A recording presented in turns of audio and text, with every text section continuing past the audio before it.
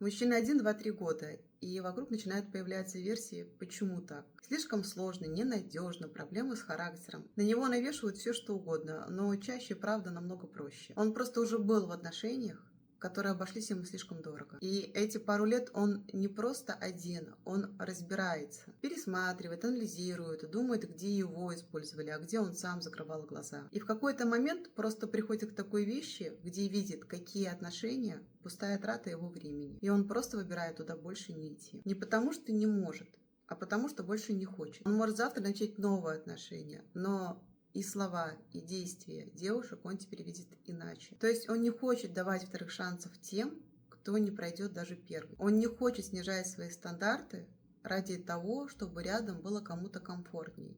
И он не боится быть один. Поэтому про него можно думать все что угодно, но чаще правда простая. Он просто понял свою ценность для себя и больше не собирается ее снижать.